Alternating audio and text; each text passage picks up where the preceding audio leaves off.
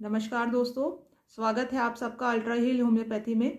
मैं डॉक्टर आरती पाठक और आज हम बात करेंगे आंतों की सूजन के बारे में। जो कॉमन डिसीजेज हैं आईबीएस और आईबीडी, उनके बारे में हम डिटेल में जानकारी लेंगे। तो इस वीडियो में हर एक पॉइंट को कवर करने की मैं कोशिश करूंगी, तो इसलिए वीडियो थोड़ा लंबा हो सकता है। और आपको मैं होम्योपैथिक ट्रीटमेंट के बारे में भी बताऊंगी कि आईबीएस और आईबीडी के केसेस में होम्योपैथी किस तरह से काम करती हैं और कौन कौन सी मोस्ट कॉमनली जो इंडिकेटेड होम्योपैथिक मेडिसिन हैं जो इस केसेस में दी जाती हैं, उसके बारे में हम जानकारी लेंगे। और आईबीएस और आईबीडी से रिलेटेड जितने भी डायग्नोसिस हैं वो मैं आपको बताऊंगी कि क्या क्या आपको जांच करवानी है अगर आपको आईबीएस और आईबीडी है। तो ये वीडियो थोड़ा लंबा हो सकता है, पर इस वीडियो को एंड तक देखिए क्योंकि ये वीडियो बहुत ही आपको हेल्पफुल होगा और बहुत जानकारी आपको मिलेगी इससे। तो सबसे पहले हम बात करते हैं आईबीएस के बारे में। आईबीएस यानी कि इन्फ्लेमेटरी बाउल सिंड्रोम, इसमें आंतों की सूजन होती है, पर इसमें पैथोलॉजी है यानी कि डिसीज है वो एडवांस नहीं होता। जो सिम्टम्स हैं वो डेवलप होते हैं। अब उसमें मुख्यतः जो सिम्टम्स देखने को मिलते हैं वो है ऑल्टर्ड बाउल हैबिट्स, यानी कि आप अगर एक से बार ज़्यादा स्टूल्स पास कर रहे हैं या आपके पेट थोड़ा सा फूला रहता है, पेट में बहुत ज़्यादा गैस बनती है और बार बार स्टूल पास करने की डिज़ायर होती है पेशेंट को, तो आईबीएस सिम्टम्स हो सकते हैं आपको। तो इसका जो मेन जो डायग्नोसिस है वो है, ये सिम्टम्स के थ्रू इसको डायग्नोस किया जाता है, यानी कि पेशेंट को बहुत ज़्यादा स्टूल पास हो रहे हैं या ऑल्टर्ड बाउल हैबिट्स है, यानी एक से ज़्यादा बार जा रहा है, सुबह भी जा रहा है, फिर बार बार शाम को भी जाने को उसको डिज़ायर होती है, पेट फूला फूला रहता है। ये due to increased sensitivity of the intestine, यानी आंतों की सूजन है और उसमें सेंसिटिविटी बहुत ज़्यादा हो गई है इंटेस्टाइन की, पेशेंट को कुछ भी डाइजेस्ट नहीं होता इजीली और पेट हमेशा फूला रहता है, ये इंडाइजेशन की वजह से। और जो इंटेस्टाइन में एलर्जिक रिएक्शन है यानी जिसकी वजह से सूजन डेवलप होती है, उसकी वजह से आईबीएस होता है। अब इसका जो मेन कारण है वो लाइफस्टाइल हो सकता है। तो ज़्यादातर केसेस में ये देखने को मिलता है कि अगर पेशेंट की जो लाइफस्टाइल है वो बहुत ज़्यादा डिस्टर्ब है, वो बहुत ज़्यादा स्मोकिंग कर रहा है या ड्रिंकिंग कर रहा है, या कई बार ये होता है कि कोई काम ना करना, सारे दिन घर पे पड़े रहना, मोस्टली जो फिज़िकल एक्सर्शन है नहीं होती है, और आप जो डाइट ले रहे हैं उसमें फ़ैट बहुत ज़्यादा ले रहे हैं या लो फाइबर डाइट ले रहे हैं, तो आईबीएस सिम्टम्स आपको डेवलप हो सकते हैं। तो इसका भी जो मेन रीज़न है वो एलर्जिक रिएक्शन है इंटेस्टाइन का। तो इसके लिए जो मेडिसिन्स हैं वो होम्योपैथी में हेल्पफुल हो सकती हैं, वो है नक्स वोमिका और लाइकोपोडियम सल्फर, पोडोफाइलम, ये मोस्टली मेडिसिन जो हैं वो दी जाती हैं डायरिया को कवर करने के लिए। और पेशेंट को अगर जो ब्लोटेडनेस है उसको रिलीव करने के लिए मेडिसिन दी जाती हैं, जिससे पेशेंट को डाइजेशन भी इम्प्रूव होता है और इसको आराम भी मिलता है, जो उसको डायरिया है उसमें रिलीफ होता है और उसका स्टूल जो है वो नॉर्मल हो जाते हैं।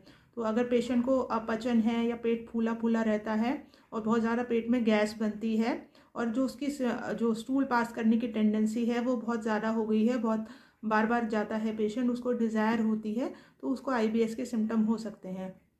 तो अगर पेशेंट को डायग्नोसिस करानी है तो उसमें मोस्टली आपको जो ब्लड टेस्ट हैं वो कराने हैं, तो सीबीसी उसको पेशेंट को करा लेना चाहिए ताकि उसको पता चल जाए इन्फेक्शन सिम्टम्स तो नहीं है। कई बार क्या होता है कि अगर पेशेंट को बार बार वायरल और बैक्टीरियल इन्फेक्शन हो रहे हैं तो भी उसको इंटेस्टाइन में इन्फ्लामेशन जो है वो इन्फ्लेमेटरी प्रोसेस है ट्रिगर हो जाता है, तो उसकी वजह से उसको आईबीएस के सिम्टम डेवलप हो जाते हैं। कई बार बहुत ज़्यादा एक्सेसिव मेडिकेशंस ले रहे हैं आप, तो मेडिसिन्स की वजह से भी आपको आईबीएस हो सकता है, यानी कि इन्फ्लेमेशन हो जाती है इंटेस्टाइन में। तो उसके लिए पेशेंट को क्या करना है, अपना जो लाइफस्टाइल है उसको चेंज करना है, उसको जो डाइट है उसका बहुत ज़्यादा ध्यान देना है। तो लाइफस्टाइल और डाइट को चेंज करने से आईबीएस के सिम्टम्स और मेडिसिन्स के साथ आईबीएस के सिम्टम जो है वो कवर हो जाते हैं और वो पेशेंट क्योर हो जाता है। तो वो डिसीज़ जो है वो बहुत ज़्यादा एडवांस नहीं होता, वो आपको जल्दी, जिसको अगर पेशेंट अपना डाइट और उसको मेडिसिन्स लेता है तो पेशेंट को जल्दी रिलीफ मिल जाता है, बहुत ज़्यादा एडवांस नहीं होता, कोई पैथोलॉजी नहीं होती इंटेस्टाइन में। अब हम बात कर लेते हैं आईबीडी की, यानी कि इन्फ्लेमेटरी बाउल डिसीज़ की। तो आईबीएस और आईबीडी में क्या अंतर है? आईबीएस में तो मैंने आपको बताया कि जो सिम्टम्स हैं वही डेवलप होते हैं, उसमें कोई पैथोलॉजी नहीं है, यानी कि बहुत ज़्यादा पेशेंट को घबराने की ज़रूरत नहीं है। पर आईबीडी जो है एक एडवांस्ड डिसीज़ सिम्टम हो जाता है, उसमें क्या है, पैथोलॉजी डेवलप हो जाती है इंटेस्टाइन के अंदर।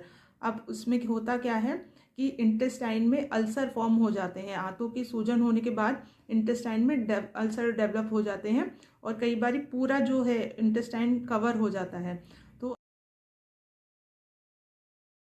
तो अब इसमें सूजन के साथ साथ जो फिस्टुला और हेमोरॉइड्स और उसकी जो ब्लड में स्टूल है, म्यूकस है और पेट में बहुत ज़्यादा मरोड़ होती है पेशेंट को, और म्यूकस पास आउट होता है। उसके साथ साथ उसको बहुत ज़्यादा इंडाइजेशन होता है, वेट लॉस की इसको सिम्टम्स जो हैं वो देखने को मिलते हैं। तो पेशेंट काफ़ी हद तक आप कह सकते हैं कि जो डिसीज़ है सिवियरिटी आईबीडी के केसेस में बहुत ज़्यादा हो जाती है। तो अब इसमें पेशेंट को क्या करना है, सबसे पहले तो जो सिम्टम्स हैं वो इंडिकेट करते हैं कि पेशेंट को आईबीडी हो सकता है। इसमें मैंने बताया आपको, स्टूल में म्यूकस हो सकता है, ब्लड हो सकता है, इनडाइजेस्टिव पार्टिकल हो सकते हैं और बहुत ज़्यादा पेट में दर्द रहता है पेशेंट को स्टूल पास करते टाइम या स्टूल पास करने से पहले पेशेंट को पेट में मरोड़ होती है और फिर उसको स्टूल पास होता है। तो ये सिम्टम इंडिकेट करते हैं कि पेशेंट को आईबीडी हो सकता है। उसके साथ उसको पेट में जो गैस बहुत ज़्यादा बनती है और पेट हमेशा फूला फूला रहता है, तो ये सिम्टम आईबीडी के हो सकते हैं। और उसको जो जो स्टूल पास करने का जो रास्ता है उसमें उसको फिस्चुला या फिशर भी फॉर्म हो सकते हैं, तो ये भी आईबीडी के सिम्टम हो सकते हैं। या मुंह में बहुत ज़्यादा छाले रहते हैं, तो छाले की वजह से आईबीडी की वजह से आपको मुंह में छाले भी डेवलप हो सकते हैं। तो पूरा जो गैस्ट्रोइंटेस्टिनल ट्रैक्ट है उसमें अल्सर फॉर्म हो जाते हैं और अल्सर बहुत ज़्यादा डीप हो जाते हैं, तो पेट में बहुत ज़्यादा दर्द रहेगा और म्यूकस और स्टूल में म्यूकस और ब्लड पास होता है। अब इसमें पेशेंट को डायग्नोसिस क्या करानी है, एक तो उसको कंप्लीट जो है वो हिस्ट्री है, मेडिकल हिस्ट्री देनी है। अब उसको डायग्नोसिस में कंप्लीट ब्लड काउंट कराना है और उसको बेरियम मील एक्सरे जो है वो कराना है। तो बेरियम मील एक्सरे कराने से उसको पता चल जाएगा कि इंटेस्टाइन के कौन से हिस्से में जो डिसीज़ है वो फॉर्म हो रहा है और कौन कौन से अफेक्टेड एरियाज हैं इंटेस्टाइन में। अब एक्सरे, बेरियम मिल एक्सरे कराना और सीबीसी कराना, उसमें पता चल जाएगा कि कितना इन्फेक्शन है पेशेंट को। और फिर उसके साथ स्टूल सैंपल भी पेशेंट को देना ज़रूरी है। तो स्टूल सैंपल में ब्लड और म्यूकस और पस सेल का पता चल जाएगा, उससे आपको काफ़ी जानकारी मिल जाएगी कि पेशेंट को कितना इन्फेक्शन है। और फिर अगर ज़रूरत पड़ती है तो पेशेंट को एंडोस्कोपिक प्रोसीजर जैसे कि कोलोनोस्कोपी और सिग्मोइडोस्कोपी कराने की ज़रूरत होती है, पर वो लेटर स्टेजेस के लिए है। तो सबसे पहले तो यही ज़रूरी है, स्टूल सैंपल, और उसको अगर ज़रूरत होगी तो सीटी, एमआरआई और बेरियम मील एक्सरे कराने की ज़रूरत होती है। अब हम बात करते हैं कि होम्योपैथिक ट्रीटमेंट हम क्या क्या दे सकते हैं, मतलब इंटेस्टाइन के उसको डिसीज़ को हम कैसे क्योर कर सकते हैं, सूजन को कैसे हम क्योर कर सकते हैं। तो होम्योपैथिक मेडिसिन जो है वो इन्फ्लामेटरी जो प्रोसेस है उसको ट्रिगर नहीं होने देती हैं और इन्फ्लामेशन को कंट्रोल करती हैं इंटेस्टाइन की, और आप जो है जल्दी पेशेंट को रिलीफ मिल जाएगा, क्योंकि होम्योपैथिक मेडिसिन के कोई साइड इफ़ेक्ट नहीं होते और होम्योपैथिक मेडिसिन पूरा जड़ से ख़त्म करती है बीमारी को।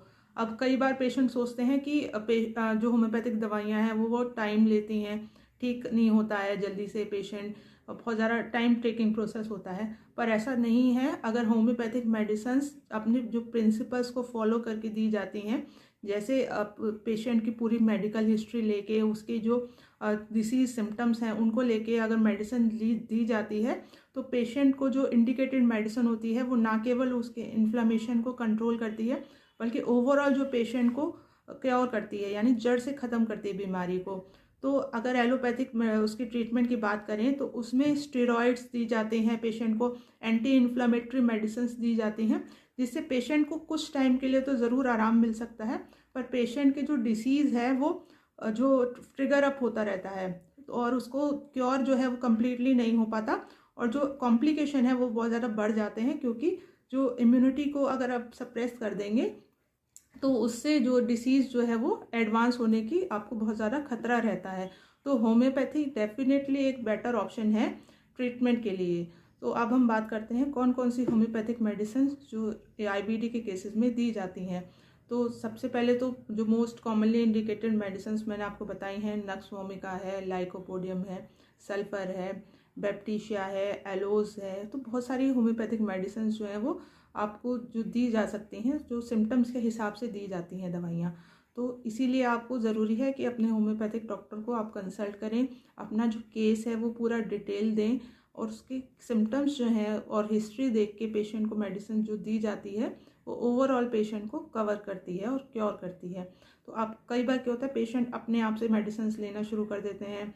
जैसे अगर स्टूल आ रहा है, स्टूल अगर म्यूकस आ रहा है, तो पेशेंट अगर बहुत ज़्यादा उस केस में लापरवाही करते हैं और खुद से मेडिसिन लेते हैं तो क्या होगा, डिसीज़ जो है वो प्रोग्रेस होने के बहुत ज़्यादा चांस रहते हैं और वो पेशेंट के लिए बहुत ही ज़्यादा आगे चल के कॉम्प्लिकेटेड हो जाता है। क्योंकि अगर इंटेस्टाइन में कॉम्प्लिकेशन डेवलप हो गई तो फिर ऑब्स्ट्रक्शन के, इंटेस्टाइन ऑब्स्ट्रक्शन के जो रिस्क है वो बहुत ज़्यादा बढ़ जाएगा। तो कई बारी अगर जो डिसीज़ है अगर बहुत ज़्यादा एडवांस हो गया, जैसे हम बात करें अल्सरेटिव कोलाइटिस में, तो कोलोन जो है पूरा इन्फ्लेमेटेड होता है, पूरा इन्फ्लेमेशन होती है कोलोन में। और कोलोन में अगर बहुत ज़्यादा इन्फ्लेमेशन बहुत ज़्यादा टाइम तक रहती है तो उसको कोलोन कैंसर होने के भी बहुत ज़्यादा रिस्क है। तो अल्सरेटिव कोलाइटिस है उसका जो मेन कॉम्प्लिकेशन है वो या तो इंटेस्टिनल ऑब्स्ट्रक्शन हो सकता है या फिर इंटेस्टाइन में कैंसर भी हो सकता है। तो क्रोन्स डिसीज़ और अल्सरेटिव कोलाइटिस में दोनों में ही कॉम्प्लिकेशन डेवलप हो सकते हैं पेशेंट को। तो पेशेंट को अपना इसीलिए ज़रूरी है कि डॉक्टर को दिखाने के बाद ही आप मेडिसिन लें ताकि आपको जो डिसीज़ है वो एडवांस ना हो। तो अगर आपको ये मेरी जानकारी अच्छी लगी हो तो मेरे इस चैनल को प्लीज़ लाइक एंड सब्सक्राइब कर दीजिए। Thanks for watching. आगे फिर से मिलेंगे एक नई जानकारी के साथ, एक नई डिसीज़ के साथ फिर से आपसे मुलाकात होगी। Thanks for watching. Bye, take care.